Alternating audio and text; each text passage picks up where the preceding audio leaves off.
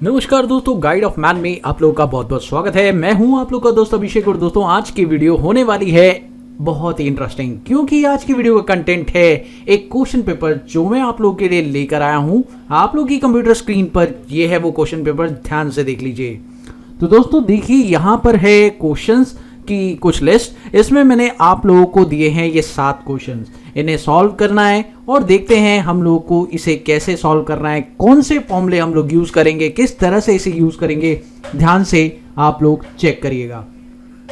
और इसके साथ साथ हमारे पास एक फाइल जिस पर हमें इसे सॉल्व करना है, ये है एक डेटाबेस शीट। आप देख सकते हैं employee sheet and then sale sheet. These are the 3 sheets जो इस क्वेश्चन पेपर के लिए आपको जरूरत पड़ेगी। तो चलिए देखते हैं इस क्वेश्चन पेपर का जो पहला क्वेश्चन है। आप लोग चेक करिए, कह रहा है कि ओपन करिए अपनी डेटाबेस शीट और आप 3 फ्लैग्स लगा दीजिए। क्वांटिटी कॉलम्स में आपको 3 फ्लैग्स लगाने हैं और 3 फ्लैग्स कुछ इस प्रकार लगाने हैं कि आप लोग का 2500 से ज्यादा जो है ग्रीन फ्लैग हो जाए, 1000 या 1000 से ज्यादा है वो येलो फ्लैग हो जाए, और अगर आप लोग का उससे नीचे है तो आप रेड फ्लैग लगाएं। तो चलिए देखते हैं, बहुत ही सिंपल सा क्वेश्चन है। आप लोग क्वांटिटी वाले कॉलम को सिलेक्ट कर लीजिए control shift down control back space के साथ। उसके बाद जाइए कंडीशनल फॉर्मेटिंग पर और यहां पर जाइए आइकन सेट पर। यहां जाने के बाद आपको जाना है न्यू रूल पर और यहां पर आप लोगों को मिल जाएगा न्यू फॉर्मेटिंग रूल। तो चलिए यहां पर आपको करना है परसेंटेज की जगह नंबर, और नंबर लगाने के बाद आप लोग को बेसिकली पहले सेल में वो वैल्यू टाइप करनी है जो आप लोगों की बड़ी वैल्यू है, जो कि है 2500 रुपए, और दूसरे सेल में आपको टाइप करनी है 1000 रुपीज, जो कि आपकी छोटी वैल्यू है। उसके बाद आपको पहले सेल में लगाना है ग्रीन फ्लैग, सेकेंड सेल में आपको लगाना है yellow flag and third cell में लगाना है रेड फ्लैग। तो ये जो क्वेश्चन है आप लोगों का सॉल्व हो जाएगा। इस तरह से क्वेश्चन बोला गया था और कंडीशन इसी प्रकार से सेट करनी है। नाउ प्रेस ओके, और अब आप चेक कर सकते हैं कि आपके तीनों फ्लैग्स इस क्वेश्चन में लग चुके हैं। चलिए देखते हैं अगले क्वेश्चन की तरफ। और क्या है अगला क्वेश्चन, ध्यान दीजिएगा। शीट पर एम्प्लॉय शीट पर जाना है, उसके बाद आपको वहां पर कुछ डिटेल्स फिल आउट करनी है। चलिए देखते हैं क्या है वो डिटेल्स। लेट अस सी, आप लोग को एम्प्लॉय शीट पर हम आ चुके हैं और यहां पर आप लोगों को क्या डिटेल्स फिल आउट करनी है चेक करिएगा।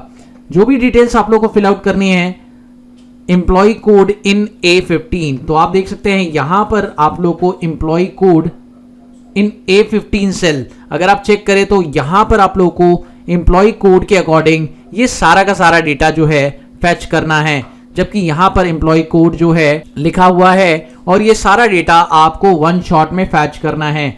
ध्यान रखने वाली बात यह है कि डेटा 1 शॉट में आना चाहिए। ये देख सकते हैं आप लोग को साफ साफ लिखा हुआ मिलेगा डेटा इन 1 शॉट। तो बहुत ही सिंपल ट्रिक है। चलिए देखते हैं, यहां पे लगाएंगे आप लोग वी लुकअप लगाने के बाद आप लुकअप वैल्यू में लीजिए इस सेल को एंड नाउ F4 के साथ इस सेल को फ्रीज कर दीजिए। उसके बाद लगाइए कॉमा, उसके बाद टेबल एरे में आप पूरा का पूरा टेबल सिलेक्ट कर लीजिए। उसके बाद आपको फ्रीज करना है F4 के साथ और कॉमा प्रेस करिए और यहां पे लगाइए मैच, क्योंकि आपको मैच करना है हेडिंग को।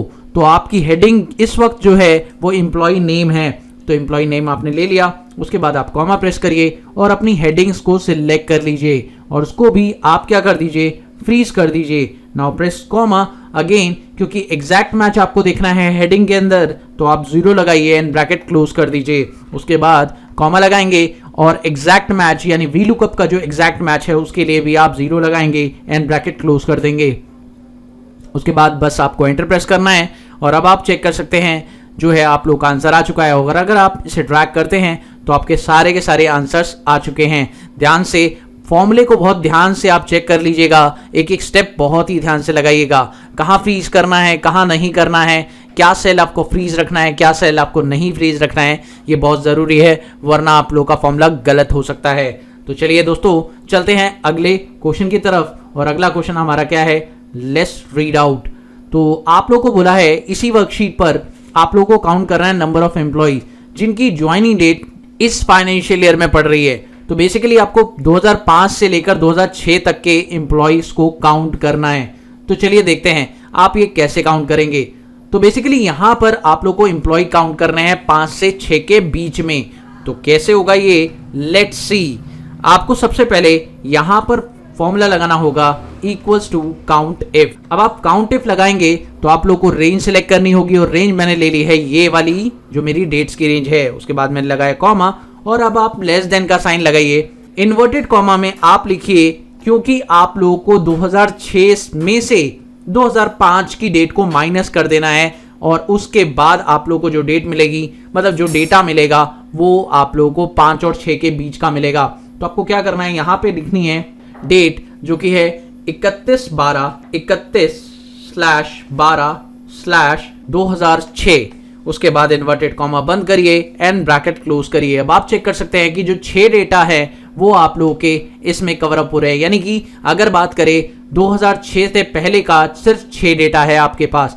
Got it. और अगर आप इसमें 2006 का भी डेटा लाना चाहते हैं तो आपको सिंपली यहाँ पे इक्वल साइन लगा देना चाहिए। तो आपका 2006 का भी डेटा यहाँ पर आ जाएगा अगर आप लोग ऐसे करते हैं। तो इस तरीके से आपका 6 का डेटा आ चुका है। अब आपको करना है इसमें से माइनस कौन सा डेटा कर देना है, आप लोगों को माइनस कर देना है वो डेटा जो 2005 से पहले का है। तो फिर से हम रेंज सिलेक्ट करेंगे, काउंट इफ दोबारा लगाएंगे और उसके बाद हम लोग यहाँ पर माइनस कर देंगे वो डेटा जो 2005 से पहले का है। तो यहाँ पर आप लेस देन करिए और यहाँ लिखिए 1 जनवरी 2005। उसके बाद ब्रैकेट क्लोज करिए, inverted comma close and then bracket close and now enter. अब आप चेक कर सकते हैं कि जो आपका डेटा है वो 4 आ रहा है। बेसिकली 4 क्यों आ रहा है, क्योंकि आप लोगों को यहाँ पे दिख रहा होगा 5 का एक डेटा ये है, 6 का एक डेटा ये है 2, उसके बाद 5 के 2 डेटा ये रहे। तो 5 और 6 के बीच का जो डेटा है आप लोग को देख पा रहे हैं ये है आप लोग का। अगर बात करें यहाँ पर इस प्रकार करें तो ये तो हो गया, लेकिन मान लीजिए आपका फाइनेंशियल ईयर जो कि 1 अप्रैल से लेकर 31 मार्च होता है, तब फॉर्मूले में थोड़ा बदलाव हो सकता है, क्योंकि आप जानते ही हैं कि आपका फाइनेंशियल ईयर 1 अप्रैल से 31 मार्च होता है। तो फॉर्मूले में बदलाव क्या हो सकता है मैं आपको बता देता हूं। तो यहाँ पर आप लोगों को करना होगा सिंपली ये काम कि आपका जो एंडिंग पीरियड है वो यहाँ पर 3 करना होगा, यानी मार्च का जो पीरियड है वो आपका एंडिंग पीरियड रहेगा और यहाँ पर आप लोगों को अप्रैल लेना होगा आपका स्टार्टिंग पीरियड। अब आप चेक करिए तो आपका डेटा कुछ इस प्रकार से 3 आ रहा है, क्योंकि आप लोग को मार्च से पहले का ईयर लेना है और उसके बाद अप्रैल से पहले का ईयर उसमें से घटा देना है। तो बेसिकली जो पीरियड बचेगा वो बीच का बचेगा, यानी 3 एम्प्लॉइज हैं जो 2005 और 6 फाइनेंशियल ईयर के बीच में हैं। तो ये एक सही जवाब है। उसके बाद इसी शीट पर आप लोगों को यहाँ पर एवरेज ग्रॉस सैलरी फाइंड करनी है। तो इसके लिए बहुत ही सिंपल सा फॉर्मूला है, वो है एवरेज इफ। तो अगर आप एवरेज इफ लगाएंगे तो यहाँ पर आपको रेंज पूछेगा, तो रेंज आप डिपार्टमेंट की सिलेक्ट कर लीजिए सिंपल तरीके से। उसके बाद आप यहाँ पे कॉमा प्रेस करिए और जो आपका क्राइटेरिया है वो आपका मार्केट हो जाएगा। And now press comma again and now average range की बात करें तो आपकी वो ग्रॉस सैलरी हो जाएगी average range. And now bracket close and then control enter. उसके बाद आपका आंसर आ जाएगा। तो बहुत ही सिंपल तरीके से ये भी आंसर सॉल्व हो चुका है। चलिए देखते हैं अगला क्वेश्चन हमारा क्या है। तो लेट्स सी नेक्स्ट क्वेश्चन आपका है, ओपन करिए सेल्स शीट और उस पर आप लोग फाइंड आउट करिए सेल्समैन को और उसके क्वार्टर को के बेसिस पर I2 सेल में एक वैल्यू फाइंड करिए। तो बहुत ही सिंपल है, चलिए दिखा देता हूं मैं आप लोगों को। सेल्समैन शीट पर आप लोगों को क्रॉस इंटरसेक्शन ढूंढना है इसके और इसके बेसिस पर। तो क्रॉस इंटरसेक्शन के लिए हमारे पास एक्सेल में एक फॉर्मूला होता है that is index and match.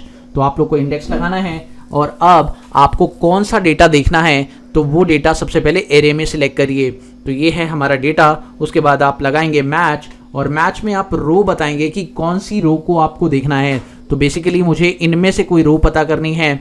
तो सेल्समैन जहां पर रोहन शर्मा होगा उसकी रो मुझे पता करनी है और वो इस लुकअप एरे में से पता करनी है। और क्योंकि मुझे एग्जैक्ट पता करनी है इसलिए मैंने 0 लगा दिया। उसके बाद मैंने कॉमा प्रेस किया। अब मुझे कॉलम नंबर देखना है। तो कॉलम नंबर वो हो जिसमें मुझे Q3 मिल जाए, यानी इसके पीछे जो H2 सेल में लिखा हुआ है Q3 वो मुझे मिल जाए। और वो कहाँ मिलेगा, इन हेडिंग्स के अंदर। तो ये लुकअप एरे आपकी हो गई ये हेडिंग्स जिसके अंदर आपको मिलेगा क्या, Q3। उसके बाद कॉमा प्रेस करेंगे and now 0 bracket close and then bracket close and now press enter and you will see that कि आपका जो आंसर है वो आ चुका है। अगर आप चेक करें तो आप लोग का जो करेंट आंसर है रोहन शर्मा का वो ये आना चाहिए। तो आप चेक कर सकते हैं जो एग्जैक्ट आंसर हमारा आ रहा है वो बिल्कुल सही है। That is the accurate answer जो यहाँ पर शो हो रहा है। इसी तरह से अगर आप वैल्यू चेंज करेंगे तो आपका आंसर भी बदल जाएगा। ठीक है, तो चलिए देखते हैं अगले क्वेश्चन की तरफ। तो अगला क्वेश्चन